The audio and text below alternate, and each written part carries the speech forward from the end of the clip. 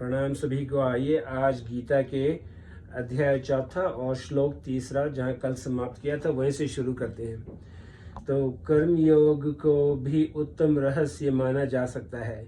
जिन कर्मों से जीव बंधता है, कर्मणा बध्यते जंतु, उन्हीं कर्मों से उसकी मुक्ति हो जाए, यह उत्तम रहस्य है। पदार्थों को अपना मानकर अपने लिए कर्म करने से बंधन होता है, और पदार्थों को अपना न मानकर दूसरों का मानकर केवल दूसरों के हित के लिए निस्वार्थ भाव पूर्वक सेवा करने से मुक्ति होती है।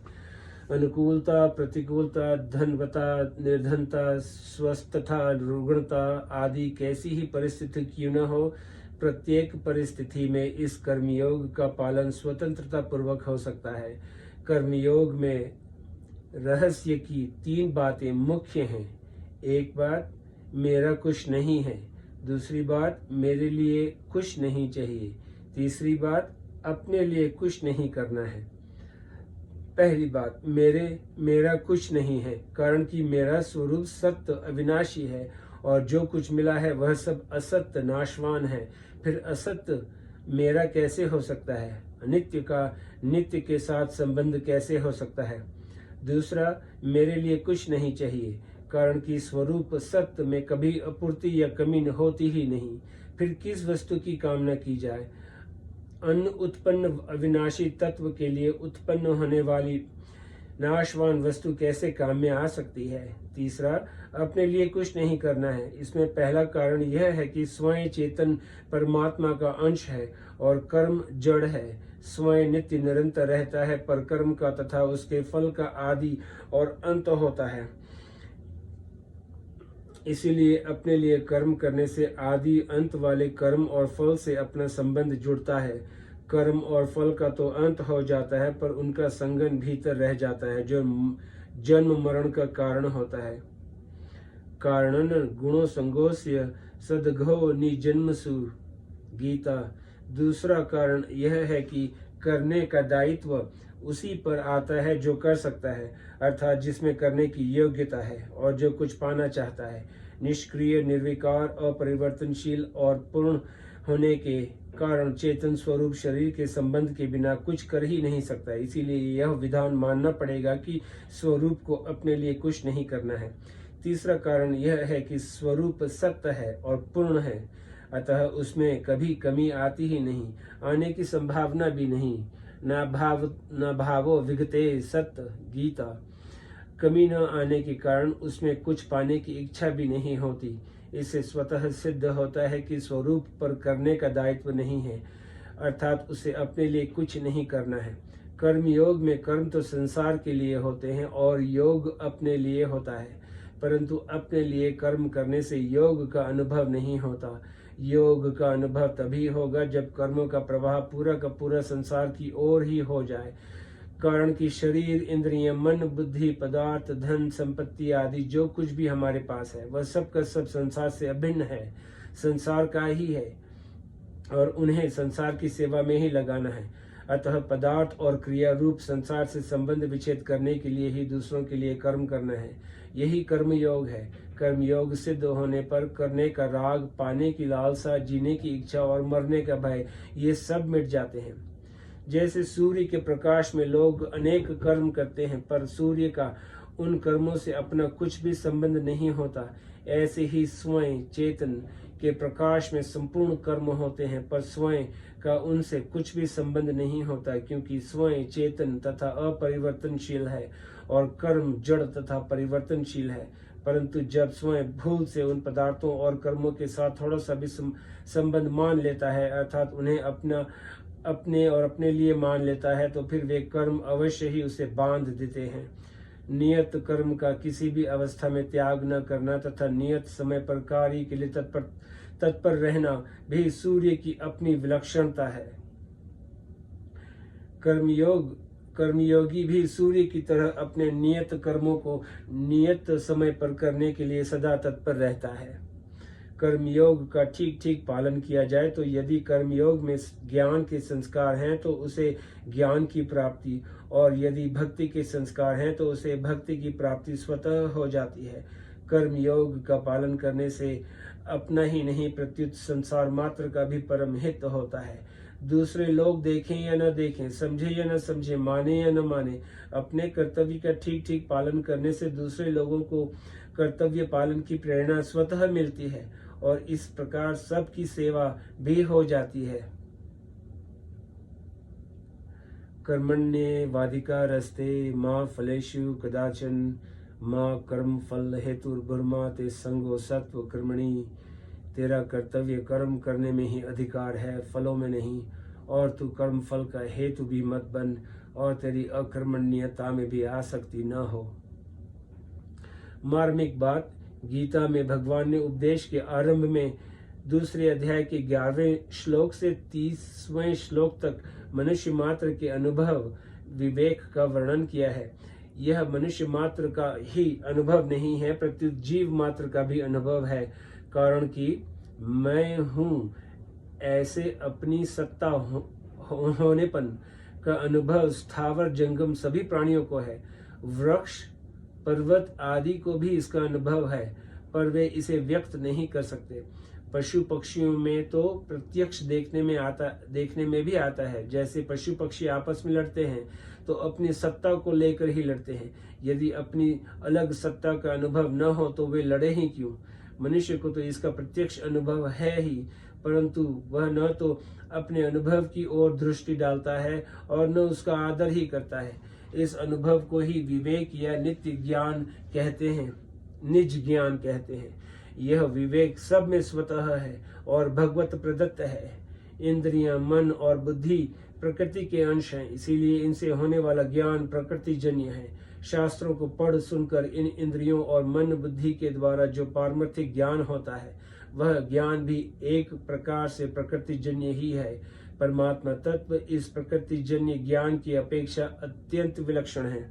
अतः परमात्मा तत्व को निज ज्ञान, स्वयं से होने वाले ज्ञान से ही जाना जा सकता है।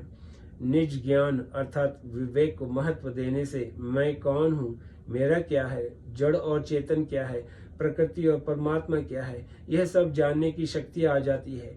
यही विवेक कर्मयोग में भी काम आता है। यही मार्मिक बात है।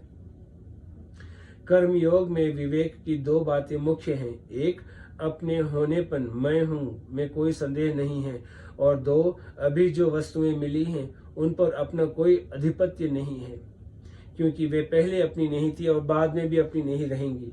मैं स्वयं निरंतर रहता हूँ और ये मिली हुई वस्तुएं, शरीर, इंद्रियां, मन, बुद्धि आदि निरंतर बदलती रहती हैं और इनका निरंतर वियोग होता रहता है। जैसे कर्मों का आरंभ और समाप्ति होती है, ऐसे ही उनके फल का भी संयोग और वियोग होता है। इसीलिए कर्मों और पदार्थों का संबंध संसार से है, स्वयं से नहीं। इस प्रकार विवेक जागृत होते ही कामना का नाश हो जाता है। कामना का नाश होने पर स्वतः सिद्ध निष्कामता प्रकट हो जाती है, अर्थात कर्मयोग पूर्णतः सिद्ध हो जाता है। कामना से विवेक ढक जाता है। गीता, स्वार्थ बुद्धि, भोग बुद्धि, संग्रह बुद्धि रखने से मनुष्य अपने कर्तव्य का ठीक ठीक निर्णय नहीं कर पाता। वह उलझनों को उलझने से ही अर्थात शरीर, इंद्रियां, मन, बुद्धि से ही सुलझाना चाहता है और इसीलिए वह वर्तमान परिस्थिति को बदलने का ही उद्योग करता है, परंतु परिस्थिति को बदलना अपने वश की बात नहीं है। इसीलिए उलझन सुलझाने की अपेक्षा अधिक उलझती चली जाती है। विवेक जागृत होने पर जब स्वार्थ बुद्धि, भोग बुद्धि, संग्रह बुद्धि नहीं रहती, तब अपना कर्तव्य स्पष्ट दिखने लग जाता है और सभी प्रकार की उलझनें स्वतः सुलझ जाती हैं। बाहरी परिस्थिति कर्मों के अनुसार ही बनती है, अर्थात वह कर्मों का ही फल है।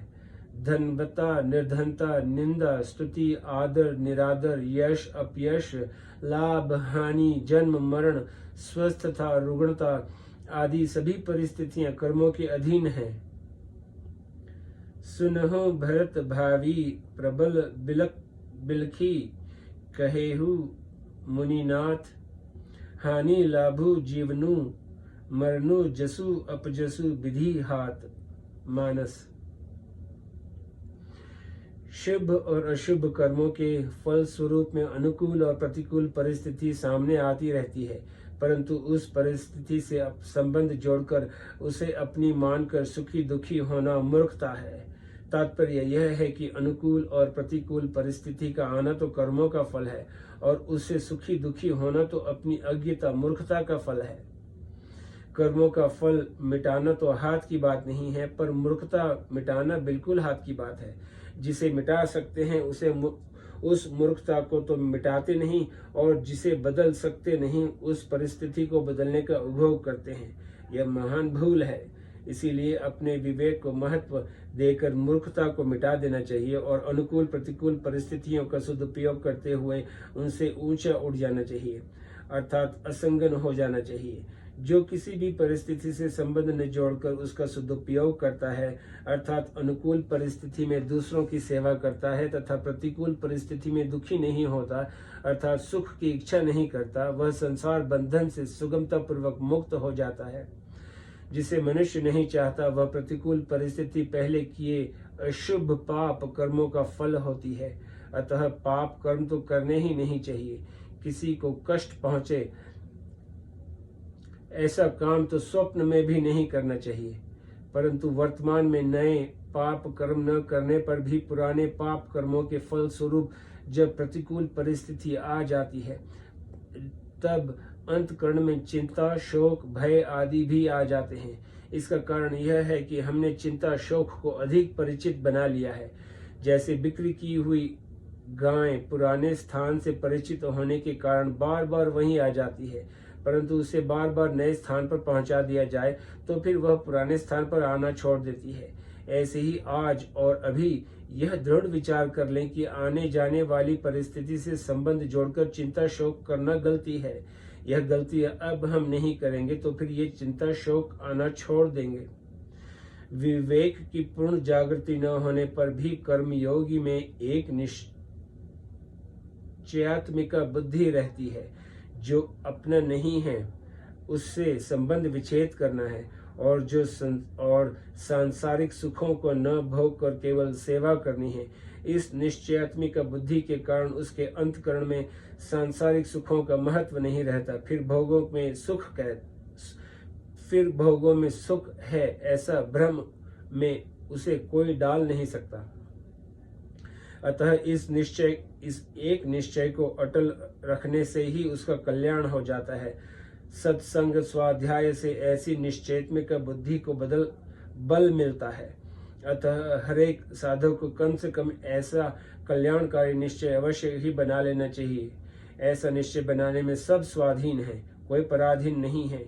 इसमें किसी की किंचित भी सहायता की आवश्यकता नहीं है, क्योंकि इसमें स्वयं बलवान है।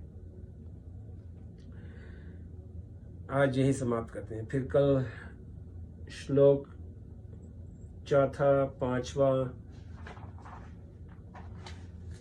से शुरू करेंगे। शुक्रिया।